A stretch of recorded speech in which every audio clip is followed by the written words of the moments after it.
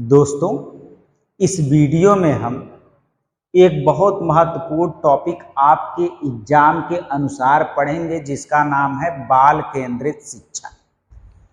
बाल केंद्रित शिक्षा के बारे में इस वीडियो में हम इतने डिटेल से पढ़ेंगे कि दोबारा आपको बाल केंद्रित शिक्षा संबंधित कोई भी अन्य वीडियो देखने की जरूरत नहीं पड़ेगी और इससे आने वाले सारे क्वेश्चन आपके सही होंगे। दोस्तों, चलिए यहाँ पे शुरू करते हैं टॉपिक बाल केंद्रित शिक्षा। देखिए, इस टॉपिक का नाम है बाल केंद्रित शिक्षा, यानी ऐसी शिक्षा जिसमें बालक केंद्र में हो उसे बाल केंद्रित शिक्षा कहते हैं। अब बालक केंद्र में हो का मतलब क्या है? बालक केंद्र में हो का मतलब है कि जहां पर बालक को प्रमुखता दी जाए, अर्थात जहां पर बालक की या विद्यार्थी की बड़ाई बतियाई जाए। कहीं पर भी अगर बालक की बड़ाई बतियाई जा रही है तो वह होगा बाल केंद्रित, और जहां पे बालक की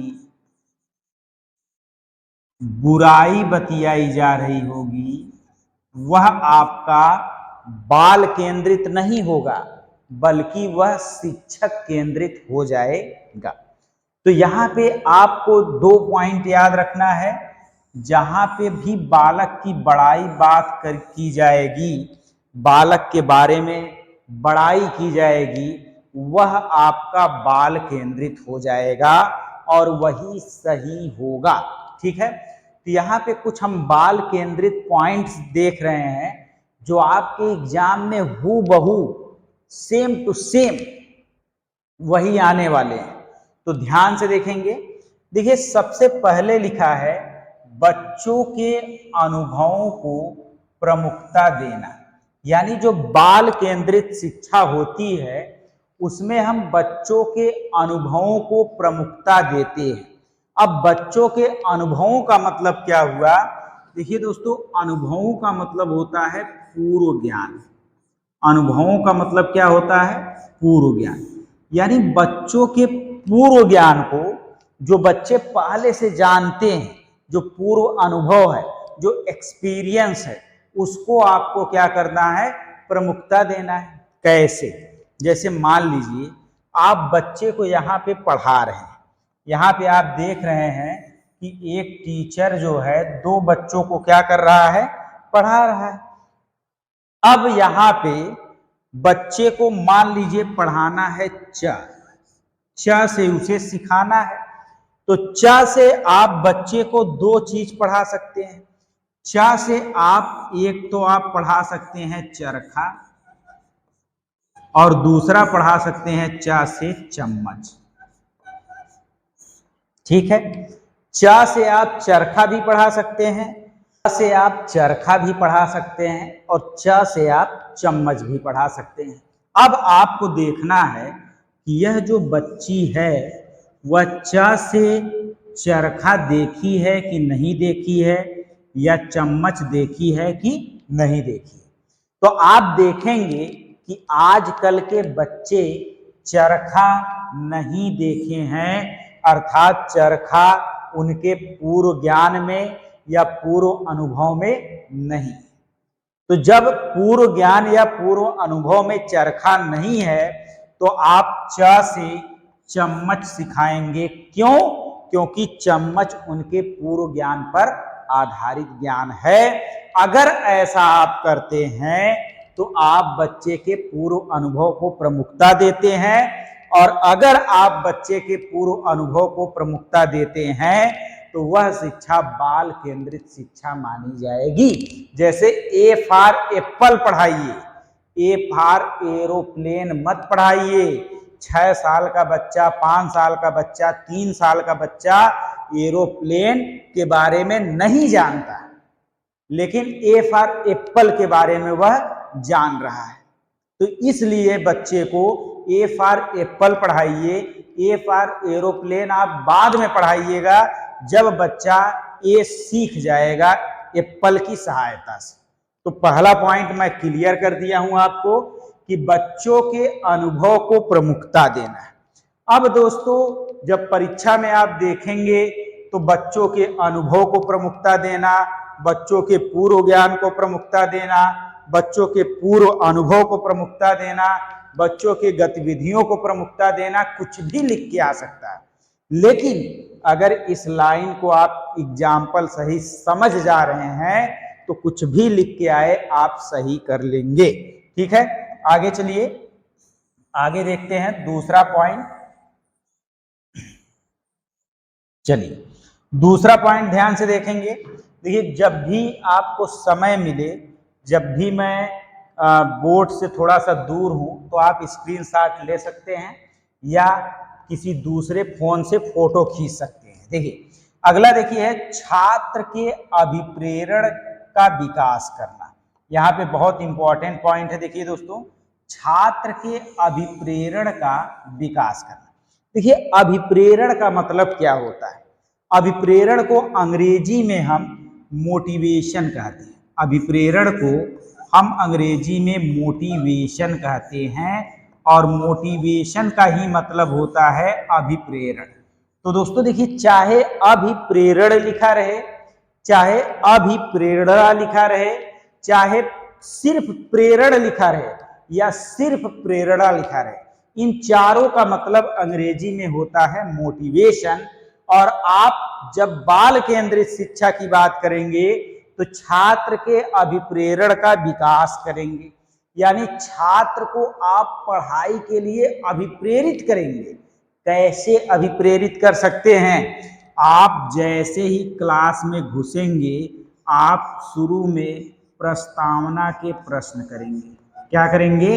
प्रस्तावना के प्रश्न करेंगे जो उनके पूर्व ज्ञान पर आधारित होता है और इसी प्रस्तावना के प्रश्न से बच्चा अभिप्रेरित भी हो जाएगा और बच्चा पढ़ने के लिए तत्पर भी हो जाएगा, यानी तैयार भी हो जाएगा। जैसे ही आप क्लास में घुसे, क्लास में घुसने के बाद बच्चे के पूर्व ज्ञान पर आधारित उसी चैप्टर से, जो चैप्टर आप पढ़ाना चाह रहे हैं उससे प्रस्तावना के प्रश्न पूछ लीजिए। बच्चे के अंदर ऑटोमेटिक उस चीज को सीखने की रुचि आ जाएगी और जब रुचि आ जाएगी तो बच्चा तत्पर हो जाएगा, तैयार हो जाएगा, अभिप्रेरित हो जाएगा, मोटिवेट हो जाएगा और सीखने के लिए तैयार भी हो जाएगा।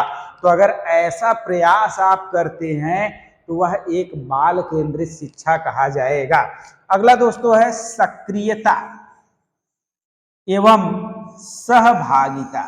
अब सक्रियता एवं सहभागिता क्या होती है इसके बारे में हम लोग देखते हैं। देखिए सक्रियता एवं सहभागिता का मतलब यह होता है कि जैसे मान लीजिए यहाँ पे एक छात्र है, ये आपका क्या है? छात्र है, और यह आपका क्या है? शिक्षक।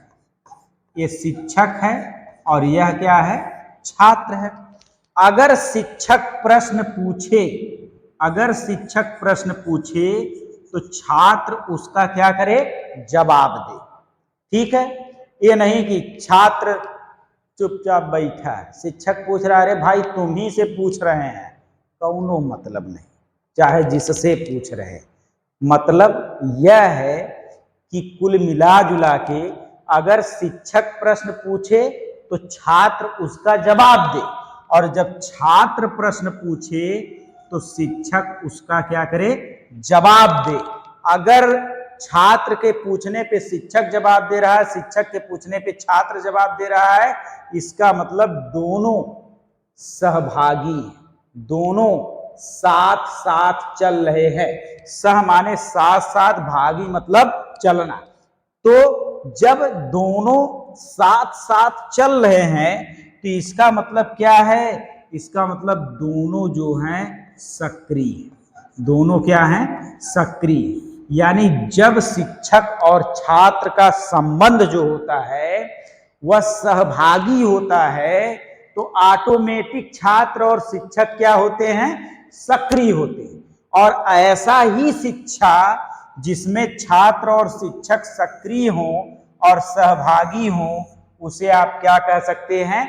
बाल केंद्रित शिक्षा कह सकते हैं। अगर दोनों की सहभागिता बनी है, दोनों की सक्रियता बनी है, तो शिक्षण या अधिगम बहुत ही ज्यादा पावरफुल होगा। जल्दी जल्दी बच्चा मित्रवत तरीके से सीखता चला जाएगा। अब दोस्तों देखिए अगला पॉइंट है सक्रिय अन्वेषण व खोज एवं निर्माण। देखिए यह पॉइंट आपको याद रखना है दोस्तों जीन पियाजे से। जीन पियाजे ने कहा है कि बच्चा एक नन्हा वैज्ञानिक है और अपने ज्ञान का खोज, अपने ज्ञान की खोज, अपने ज्ञान का अन्वेषण, अपने ज्ञान का सृजन स्वयं करता है, अपने ज्ञान का निर्माण स्वयं करता है। अर्थात बच्चा खुद सीखने के लिए तैयार है, बस उसे आपको थोड़ा सा मार्गदर्शित करना है। और जहां पर बच्चा सक्रिय अन्वेषक के रूप में अपना ज्ञान, अपना अधिगम स्वयं खोजे, स्वयं सृजित करे, ऐसे शिक्षण को भी हम बाल केंद्रित शिक्षा कहते हैं। यहां पे बस शिक्षक उनकी थोड़ी सी मदद करेगा। आगे देखते हैं, विचार एवं अभिव्यक्तिकरण को प्रमुखता देना। दोस्तों जैसे बालक है, बालक अगर आपके सामने कोई भी विचार प्रस्तुत करना चाहता है, बालक क्या करना चाहता है? आपके सामने कोई विचार अभिव्यक्त करना चाहता है या आत्म प्रकटीकरण करना चाहता है।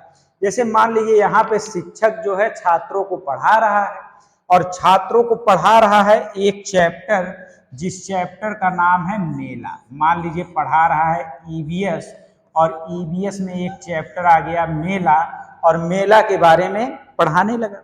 अब यह जो बच्ची है यह बीच में ही उठकर कुछ मेला के बारे में आपसे बताना चाहती है। मतलब उठकर वह आत्म अभिव्यक्तिकरण या आत्म प्रकटीकरण या अपने विचार को आपके सामने प्रस्तुत करना चाहती है और उठ गई, उठ के बताने लगी कि सर मैं भी मेला में गई थी और मैं मेला में खो गई थी। मेरे दादा मुझे खोज रहे थे लेकिन मेरे दादा मुझे नहीं पाए और मैं खोया पाया केंद्र में गई। वहां पे एक भैया थे, उन्होंने मेरा नाम लेकर, मेरे गांव का नाम लेकर, मेरे दादा का नाम लेकर उन्हें बुलाया कि खोया पाया केंद्र पर आइए, और मेरे दादा खोया पाया केंद्र पर आए और मैं अपने दादा से मिल गई और हम दोनों साथ में घर गए। यह क्या है? यह है आत्म अभिव्यक्तिकरण। यानी बच्ची आपके सामने आत्म प्रकटीकरण कर रही है। और ऐसा करने पर कुछ शिक्षक ऐसे होते हैं, कहते हैं बैठ जाओ यहाँ पे, जब मैं पूरा पढ़ा लूं उसके बाद जो बोलना है बोलना। ये गलत बात, ये बाल केंद्रित शिक्षा नहीं है। बाल केंद्रित शिक्षा में आप बच्चे को विचार एवं अभिव्यक्तिकरण को प्रमुखता देने देंगे। वह जो कहना चाह रही है या जो कहना चाह रहा है उसे कहने देंगे। तो दोस्तों यहाँ पे आप देखिए 4-5 पॉइंट आपने बहुत बेहतरीन पढ़ा। पहला पढ़ा कि बच्चों के अनुभवों को प्रमुखता देना, दूसरा पढ़ा छात्र के अभिप्रेरण विकास करना, तीसरा पढ़ा सक्रियता व सहभागिता, चौथा आपने पढ़ा सक्रिय अन्वेषण खोज एवं निर्माण, और पांचवा आपने पढ़ा विचार एवं अभिव्यक्तिकरण को प्रमुखता देना। ये बाल केंद्रित शिक्षा के टैग वर्ड्स हैं, ये हर जगह आपको पेडागोजी में मिलेंगे ही मिलेंगे। चलिए आगे चलते हैं। तो आगे देखिए बाल केंद्रित शिक्षा ही हम लोग पढ़ रहे हैं। इसमें देखिए अगला पॉइंट है विविध प्रकार की गतिविधियों से सिखाना। दोस्तों अगर कोई भी चीज आप सिखा रहे हैं, जैसे मान लीजिए जोड़ सिखा रहे हैं, तो यहाँ पे आप ऐसे बच्चों के साथ क्या करिए, बैठ जाइए। और बैठने के बाद जब आप जोड़ सिखा रहे हैं तो आप बच्चों से कह दीजिए कि बेटा तुम यहाँ पे 1 2 3 4 5 6 7 8 9 10 10 गोलियां लेकर बैठो। कितनी गोलियां? 10 गोलियां लेकर बैठो। अब यहां पे देखिए समूह में होगी क्या? गतिविधि होगी। गतिविधि को हम एक्टिविटी कहते हैं। अब 10 गोलियां लेकर बैठ गया बच्चा और यहां पे आप सिखा रहे हैं जोड़ की अवधारणा। क्या सिखा रहे हैं? जोड़ की अवधारणा। अवधारणा का मतलब होता है कॉन्सेप्ट, यानी आप एडिशन यानी जोड़ का कॉन्सेप्ट सिखाना चाह रहे हैं। तो अब क्या करेंगे आप कहेंगे, अगर मान लीजिए इस बच्चे को आप जोड़ सिखाना चाह रहे हैं, आप कहेंगे कि बेटा 5 में 3 को जोड़ना है। कितने में कितने को जोड़ना है? 5 में 3 को जोड़ना है। अब बच्चे को कैसे आप जुड़वाएंगे? बच्चे से कहेंगे बेटा इसमें से ये जो कटोरी है, इस कटोरी में से 5 गोलियां निकालो। बच्चा 5 गोली निकाल के आपके सामने क्या करेगा? रख देगा। 5 गोली आपके सामने निकाल कर क्या किया बच्चा? रख दिया। कितनी गोलियां? 5 गोलियां आपके सामने बच्चा निकाल कर रख दिया इसमें से। और फिर आप कह रही हैं कि बेटा 3 गोली और निकाल के रख दो। बच्चा इसी में 3 गोली और निकाल के रख दिया। अब बच्चे से कह रही हैं कि बेटा ये गिन लो कितने टोटल गोलियां हुई।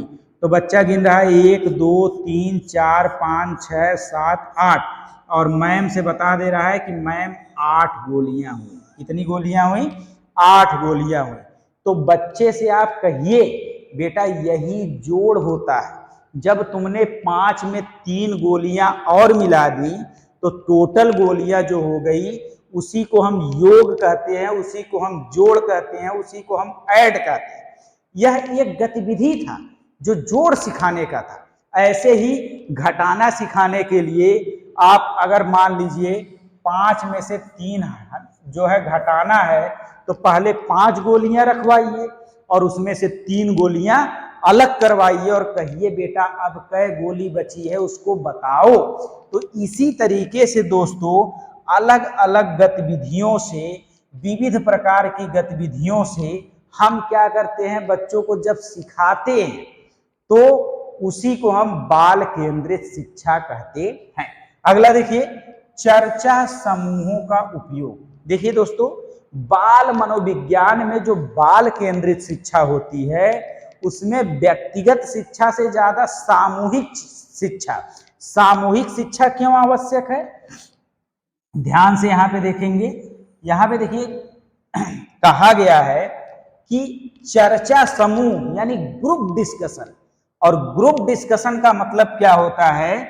जहां पे 2 या 2 से अधिक लोग हों उसे आप कहते हैं समाज। उसे आप क्या कहते हैं? समाज। और जहां पे ग्रुप डिस्कशन होगा वहां पे 2 या 2 से अधिक लोग होंगे, और जहां पे 2 या 2 से अधिक लोग होंगे वहां पे बनेगा समाज। और जब वो आपस में बातचीत करेंगे तो उसी को हम कहेंगे सामाजिक अंतःक्रिया। क्या कहेंगे? उसी को हम कहेंगे सामाजिक अंतःक्रिया। और सामाजिक अंतःक्रिया का मतलब ये है, अंतःक्रिया को अंग्रेजी में हम कहते हैं इंटरैक्शन, और इंटरैक्शन को हम अपने भाषा में कहते हैं बातचीत। क्या कहते हैं? बातचीत। अर्थात जहां पे 2 या 2 से अधिक लोग आपस में बातचीत करके कुछ सीखते हैं, कुछ अधिगम करते हैं, कुछ नया सीखते हैं, उसे हम सामाजिक अंतःक्रिया कहते हैं, या इसी बातचीत को हम चर्चा करना कहते हैं। तो चर्चा हमेशा समूह में हो सकती है और बच्चे समूह में ही कुछ न कुछ क्या करते हैं? सीखते हैं। तो याद रखिएगा जब हम चर्चा समूहों का उपयोग करते हैं या सामूहिक चर्चा करते हैं या सामाजिक अंतःक्रिया करते हैं तो वह एक किस प्रकार की शिक्षा होगी? बाल केंद्रित शिक्षा होगी। अगला है दोस्तों रुचि को महत्व देना। रुचि को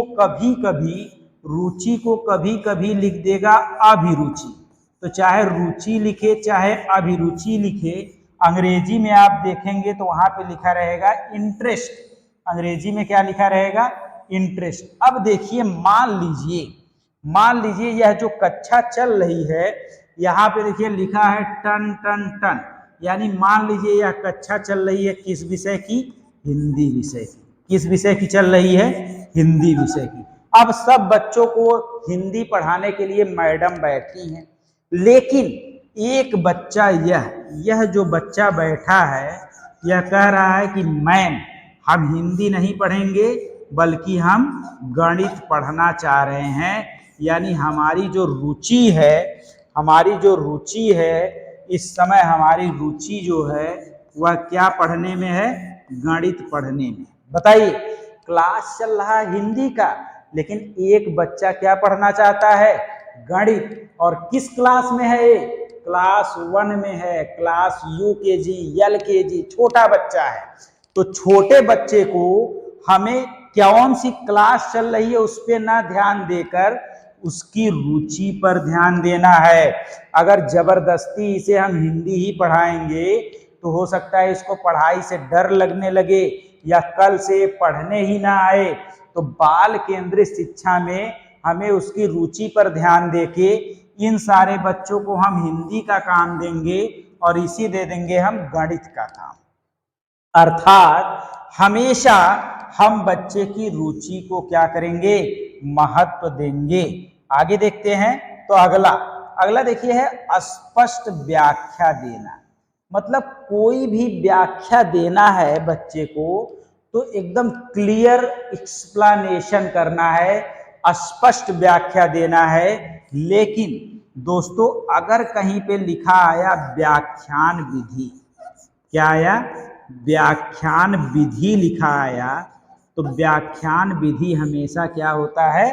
गलत होता है या नकारात्मक टैगवर्ड होता है, जिसके बारे में हम आगे पढ़ेंगे। लेकिन स्पष्ट व्याख्या देना कहीं कहीं सही हो जाएगा, लेकिन अगर इससे भी बढ़िया ऑप्शन में चीजें हैं तो गलत हो जाएगा, लेकिन कहीं कहीं स्पष्ट व्याख्या देना सही हो सकता है। अगला दोस्तों है प्रयोगात्मक शिक्षण के अनुसार सिखाना। देखिए, प्रयोगात्मक शिक्षण के अनुसार तो आप कहीं पर भी कोई भी शिक्षा अगर आप दे रहे हैं तो वहां पे देखिए प्रयोगात्मक शिक्षण के द्वारा ही क्या करना चाहिए? सिखाना चाहिए, रट्टा नहीं मरवाना चाहिए। देखिए कैसे प्रयोगात्मक शिक्षण के द्वारा आप सिखा सकते हैं। जैसे मान लीजिए आपको पढ़ाना है द्रव, तो द्रव को 2 तरीके से आप पढ़ा सकते हैं। एक तो द्रव की परिभाषा का रट्टा मरवा दें और दूसरा आप प्रयोगात्मक तरीके से क्या करें? सिखाएं। प्रयोगात्मक तरीके से प्रयोगशाला में आप बच्चे को करके सीखने का मौका दें या करके सिखाएं। आप क्या करें? करके सिखाएं। अब करके कैसे सिखाएंगे? आप द्रव की परिभाषा पढ़ा रहे हैं, द्रव की परिभाषा पढ़ा रहे हैं। अब द्रव की परिभाषा पढ़ा रहे हैं और इसमें रट्टा मरवाने वाले में आप परिभाषा बता दिए कि बेटा द्रव किसे कहते हैं। द्रव किसे कहते हैं? जिसका आयतन जो होता है वो निश्चित होता है लेकिन आकार अनिश्चित होता है, उसी को हम द्रव कहते हैं। आपने ऐसे बता दिया।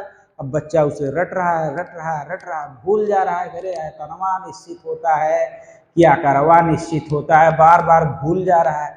तो यही ना करने के लिए हम प्रयोगात्मक शिक्षा देते हैं और प्रयोगात्मक शिक्षा में हम लाएंगे एक कप और लाएंगे एक गिलास और 100 ग्राम पानी रहेगा। 100 ग्राम पानी जब हम इसमें डालेंगे तो वह इसके आकार का हो जाएगा, कप के आकार का हो जाएगा। और वही पानी जो 100 ग्राम इसमें था, वही पानी जब इसमें से इसमें गिराएंगे तो 100 ग्राम इसमें भी रहेगा लेकिन इसका आकार बदल जाएगा। तो जब 100 ग्राम इसमें भी 100 ग्राम इसमें भी, इसका मतलब आयतन जो होता है वह क्या होता है? निश्चित होता है। आयतन क्या होता है? निश्चित। जबकि आकार देखिए, आकार आपको दिखाई दे रहा है कि इसमें कप का आकार था, इसमें गिलास का आकार है, यानी आकार क्या हो गया? अनिश्चित हो गया। अब एकदम आराम से बच्चा जो है, क्योंकि करके सीखा है, उसे कप और गिलास वाला उदाहरण तुरंत याद आ जाएगा और सारी चीजें उसके दिमाग में तुरंत आ जाएंगी। और हमेशा ये जो प्रयोगात्मक के द्वारा सीखा गया शिक्षा है, ये हमेशा उसको याद रहेगा।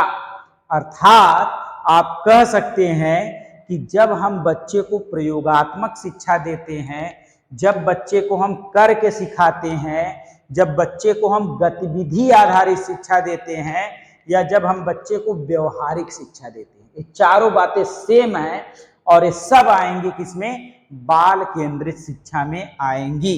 तो याद रखिएगा, प्रयोगात्मक शिक्षण हो, चाहे व्यवहारिक शिक्षण हो, चाहे करके सीखना हो, चाहे गतिविधि आधारित शिक्षण हो, चाहे प्रत्यक्ष शिक्षण हो, सारी बातें सेम हैं।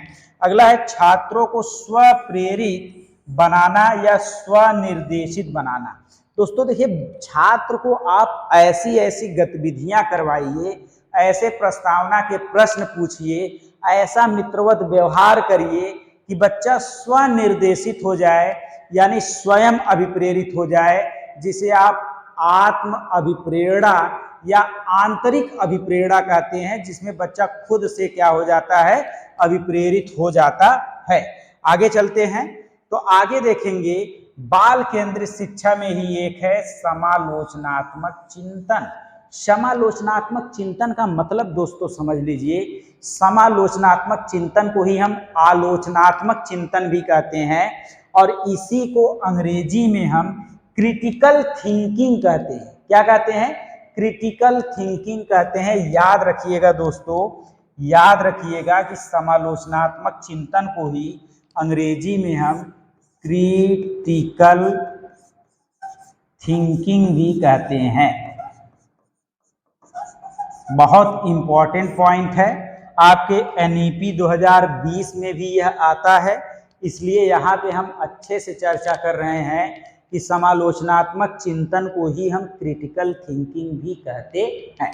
ध्यान से सुनेंगे, अच्छे से सुनेंगे, समझेंगे कि समालोचनात्मक चिंतन क्या होता है। देखिए, मान लीजिए एक बच्चा 10वीं कक्षा पास किया, 10th पास करके वह देखा कि मुझे जो है आर्ट लेना है या साइंस लेना है। उसे निर्णय करना है कि मैं आर्ट से पढ़ूं 11-12 कि मैं साइंस से पढ़ूं 11-12। अब जो है वह देख रहा है कि मेरा दोस्त तो साइंस लिया है, मैं भी साइंस लूंगा। इसका मतलब दोस्तों उसके अंदर समालोचनात्मक चिंतन नहीं, उसके अंदर बिल्कुल भी समालोचनात्मक चिंतन नहीं है। चिंतन मतलब सोचना, यानी उसके अंदर सोचने समझने की कोई क्षमता नहीं है, क्योंकि उसका दोस्त जो ले रहा है उसी का देखा दाखी वो भी ले रहा है, उसकी सहेली जो ले रही है उसी की देखा दाखी वो भी ले रही है। इसका मतलब यह है कि उसके अंदर बिल्कुल भी समालोचनात्मक चिंतन नहीं। और समालोचनात्मक चिंतन कब होगा? जब बच्चा स्वयं चिंतन करे, स्वयं मनन करे, स्वयं विश्लेषण करे, स्वयं कल्पना करे और स्वयं एक निर्णय पर आए और स्वयं समस्या का समाधान करे, समस्या का समाधान करें। जब आप कोई काम स्वयं करते हैं तो उसी को कहा जाता है समालोचनात्मक चिंतन। 10वीं के बाद आपको आर्ट लेना है या साइंस लेना है, अपने दोस्त को देखकर नहीं, बल्कि स्वयं से चिंतन करेंगे, स्वयं से मनन करेंगे, स्वयं विश्लेषण करेंगे, स्वयं निर्णय पर पहुंचेंगे, स्वयं मूल्यांकन करेंगे, स्वयं आकलन करेंगे और स्वयं समस्या का समाधान करेंगे कि मैं लूंगा साइंस क्योंकि मुझे डॉक्टर बनना है, मैं लूंगा साइंस क्योंकि मुझे इंजीनियर बनना है। अपने दोस्त को देखकर मैं साइंस नहीं लूंगा। जब आप स्वयं से कोई निर्णय ले लेते हैं तो उसी को कहा जाता है समालोचनात्मक सोच या समालोचनात्मक चिंतन, या इसी को आलोचनात्मक चिंतन भी कहते हैं। या इसी को दोस्तों क्रिटिकल थिंकिंग भी कहते हैं। तो आशा करता हूं कि आप इस पॉइंट को बहुत अच्छे और बहुत बेहतरीन तरीके से समझ गए होंगे। चलिए आगे अगले पॉइंट पे चलते हैं। देखिए अगला पॉइंट क्या है अगला पॉइंट क्या है, उचित प्रासंगिक एवं उचित संदर्भित कक्षा। दोस्तों देखिए ये एक पॉजिटिव टैग वर्ड है। अगर क्या लिखा आ गया, उचित लिखा आ गया, अगर ये उचित हम हटा भी दें, केवल प्रासंगिक लिखा रहे, मतलब केवल शब्द न रहे, प्रासंगिक लिखा रहे या संदर्भित लिखा रहे, तब भी वह पॉजिटिव है। बस यहां पे अगर गैर प्रासंगिक लिख दिया, गैर संदर्भित लिख दिया, तब ये नकारात्मक हो जाएगा, निगेटिव, गलत। या अप्रासंगिक लिख दिया या असंदर्भित लिख दिया, तब भी गलत हो जाएगा। तो इसका मतलब समझ लेते हैं कि उचित प्रासंगिक और इस उचित संदर्भित का मतलब क्या होता है। दोस्तों देखिए इसका सीधा सा मतलब होता है जीवन से जोड़कर, जीवन से जोड़कर शिक्षण कार्य करना। जब आप जीवन से जोड़कर शिक्षण कार्य करते हैं तो वह बच्चे के व्यवहार में, वह व्यवहारिक शिक्षा होती है। कौन सी शिक्षा होती है? व्यवहारिक शिक्षा होती है। और उसके व्यवहार में जब उतरता है तो वह अपने दैनिक जीवन में उसका क्या करता है? प्रयोग करता है। आशा करता हूं कि समझ में आ गया होगा। एक उदाहरण के द्वारा समझते हैं। एक बच्चा है, आपके स्कूल में पढ़ा, आपने उसे घटाना सिखा दिया। घटाना आपने कैसे सिखाया कि बेटा 10 में से 5 घटाना है तुम्हें, अगर इस तरह से दिया है तो पहले 10 पाई खींचो, 1 2 3 4 5 6 7 8 9 10, फिर 5 पाई काटो, 1 2 3 4 5 पाई काटो तो बचा कितना? 5, तो यहाँ पे लिख दो 5। इस तरह से आपने घटाना सिखा दिया बच्चे को। अब उसके पापा किए हैं दुकान, और अपने दुकान में जाके वो बैठा है और एक आदमी 10 रुपए का नोट दिया और कहा कि एक पार्ले जी बिस्कुट दे दीजिए जिसकी कीमत 5 रुपए है। अब वो 10 रुपए तो ले लिया और एक पार्ले जी बिस्कुट दे दिया, लेकिन पैसा वापस नहीं कर पा रहा, फेर नहीं पा रहा। इसका मतलब आपने बच्चे को घटाना तो सिखाया था, लेकिन जीवन से जोड़कर व्यवहारिक शिक्षा नहीं आपने सिखाया। रट्टा मरवा दिया कि 10 पाई खींचो, 10 में से 5 पाई काट दो, तुम्हारा जितना आएगा वही घटाना। इस तरह से अगर आप सिखा रहे हैं तो यही तो गैर प्रासंगिक है, यही तो अप्रासंगिक है, ये उचित नहीं है। उचित प्रासंगिक या उचित संदर्भित कक्षा वह होगी जिसे बच्चा अपने जीवन में उतार सके, जीवन में जोड़ सके, उसे कहीं पर प्रयोग कर सके। तो आशा करता हूं दोस्तों आप समझ गए होंगे कि उचित प्रासंगिक या प्रासंगिक या उचित संदर्भित या संदर्भित कक्षा जो है क्यों बाल केंद्रित शिक्षा होती है। आगे चलते हैं। तो आगे अगला है पाठ्यक्रम, पाठचर्या, समय सारणी में लचीलापन। देखिए लचीलापन को हम फ्लेक्सिबिलिटी कहते हैं, और लचीलापन बहुत ही ज्यादा पॉजिटिव वर्ड है। तो यहाँ पे बाल केंद्रित शिक्षा पढ़ रहे हैं, सब पॉजिटिव है, लेकिन फिर भी लचीलापन और अच्छा शब्द है। तो दोस्तों देखिए चाहे समय सारणी हो, ठीक है, चाहे पाठचर्या हो, चाहे पाठ्यक्रम हो, इसमें थोड़ा बहुत क्या होना चाहिए? लचीलापन। पहले हम बात करते हैं पाठ्यक्रम। पाठ्यक्रम का मतलब है सिलेबस। मान लीजिए आपके पुस्तक में जो भी चीजें सिलेबस में दी हैं, यहाँ पे कहने का मतलब है कि उससे इतर आप सामाजिक ज्ञान भी बच्चे को दीजिए, नैतिक ज्ञान भी दीजिए, शारीरिक ज्ञान भी दीजिए, सामाजिक ज्ञान भी दीजिए। बच्चे को खेल कूद में भी आगे करिए, संगीत में भी आगे करिए, यानी शैक्षिक के साथ साथ सह शैक्षिक क्षेत्रों का भी आप ख्याल रखिए। लेकिन अगर केवल पाठ्यक्रम की बात किया जाएगा तो शैक्षिक हो जाएगा, लेकिन शैक्षिक के साथ सह शैक्षिक की बात करेंगे तो क्या हो जाएगा? लचीलापन। ऐसे पाठचर्या, पाठचर्या का मतलब दोस्तों क्या होता है? पाठ मतलब पढ़ाई। दिन भर में जब आप स्कूल जाते हैं, मान लीजिए आप 9 बजे स्कूल गए और 3 बजे आपकी छुट्टी हो गई, तो 9 बजे से लेकर 3 बजे तक शिक्षण कार्य में जो भी कार्य आपने किया उसी को कहा जाता है पाठचर्या। यानी स्कूल में जो भी आप कार्य कर रहे हैं, 9 बजे आप गए, प्रार्थना किए, ठीक, प्रार्थना करने के बाद जो है आपका राष्ट्रगान हुआ, राष्ट्रगान के बाद आपकी पहली घंटी, दूसरी घंटी, तीसरी घंटी, चौथी घंटी चली, फिर भोजन मंत्र हुआ, भोजन मंत्र के बाद 5वीं घंटी, 6वीं घंटी, 7वीं घंटी, 8वीं घंटी चली, 8वीं घंटी के बाद वंदे मातरम यानी राष्ट्रगीत आपने किया, या इसी में बीच में खेल कूद किया, फिर छुट्टी हो गई। यानी 9 बजे से लेकर 3 बजे तक जो भी कार्य आपने किया उसे पाठचर्या कहते हैं। उसे क्या कहते हैं? पाठचर्या कहते हैं। अब इस पाठचर्या में मान लीजिए आपका स्कूल हो 9 बजे से, 9 बजे से, तो 9 बजे ही आपको पहुंचना है, ये मानकीकरण है।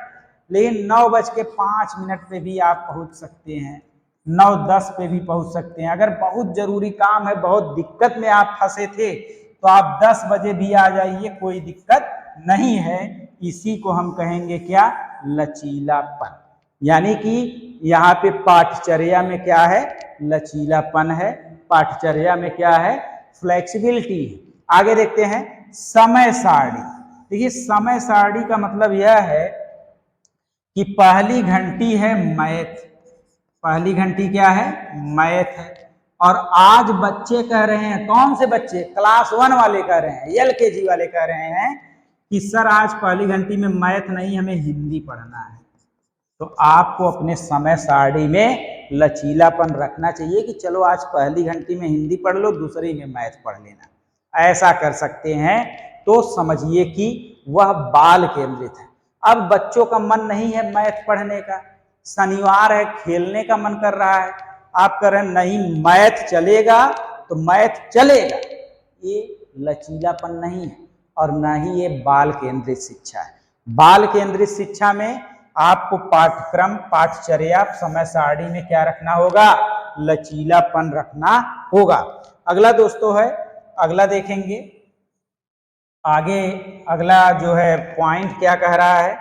अगला पॉइंट कह रहा है सामाजिक संरचनावादी कक्षा कक्ष। दोस्तों देखिए संरचनावादी में एक शब्द आ रहा है रचना, ठीक है। रचना का मतलब नवीनता, सृजन करना, मतलब एक ऐसी कक्षा होनी चाहिए जहां पे बच्चे सृजनात्मक रूप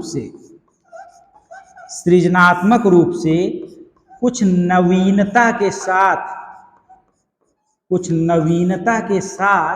कुछ नई नई चीजों का सृजन करें, रचना करें और स्वतंत्र होकर स्वयं सीखें।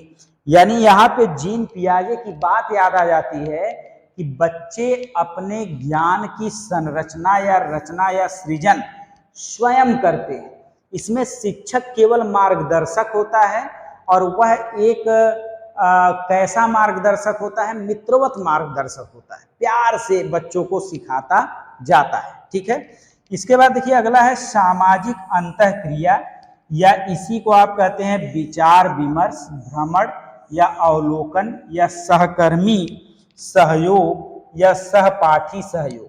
तो मैंने सर शुरू में ही बताया था कि सामाजिक मतलब समाज, और समाज का मतलब जहां पे 2 या 2 से अधिक लोग होते हैं उसी को हम समाज कहते हैं। और अंतःक्रिया का मतलब मैंने बताया था इंटरेक्शन, और इंटरेक्शन का मतलब मैंने बताया था बातचीत यानी चर्चा। कहने का मतलब ये है जहां पे 2 या 2 से अधिक लोग यानी एक समूह में चर्चा होती है, बातचीत होती है, वहां पे बालक का विकास होता है, वहां पे बालक अधिगम करता है, तो वह भी बाल केंद्रित शिक्षा के अंतर्गत आता है। जैसे 2 या 2 से अधिक लोग आपस में विचार विमर्श कर रहे हैं तो वहां पे लोग कुछ न कुछ क्या करेंगे? सीखेंगे। जैसे मैं कक्षा में पढ़ा रहा हूं, आप सब लोग कक्षा में बैठे हुए हैं, हम लोग आपस में विचार विमर्श कर रहे हैं। जब हम लोग आपस में विचार विमर्श कर रहे हैं तभी तो हमें ज्ञान हो रहा है कि वाइगोस्की कौन है, जीन पियाजे कौन है, बाल केंद्रित शिक्षा क्या है। भ्रमण, दोस्तों भ्रमण के द्वारा जब आप कहीं पे भ्रमण करते हैं और अवलोकन करते हैं, मान लीजिए आपको चिड़िया के बारे में पढ़ाना है कि चिड़िया सारी विलुप्त होती चली जा रही हैं, तो आपको चिड़िया घर में लेकर जाया जाता है, बताया जाता है डोडो पक्षी है, देखिए मॉरिशस का पक्षी है, ये धीरे धीरे क्या हो रहा है, विलुप्त होता चला जा रहा है, कुछ दिन में है एकदम गायब हो जाएगा, बचेगा नहीं। तो इस वही जो होता है सामाजिक अंतःक्रिया में भ्रमण के द्वारा अवलोकन करना होता है। ठीक, अवलोकन मतलब सामने से देखकर सीखना, भ्रमण मतलब टहल कर सीखना, सहकर्मी मतलब अपने सहपाठियों से सहयोग लेकर सीखना, और सहपाठी का भी मतलब हो गया सहपाठियों से सहयोग लेकर। यह आपका था बाल केंद्रित शिक्षा। यहाँ से आने वाले कोई भी प्रश्न आपसे छूटने वाले नहीं हैं। बहुत बेहतरीन तरीके से आप इन प्रश्नों को बहुत आराम से लिख डालेंगे, कर डालेंगे, कोई भी दिक्कत आपको आने वाली नहीं है। दोस्तों वीडियो देखने के लिए बहुत बहुत धन्यवाद।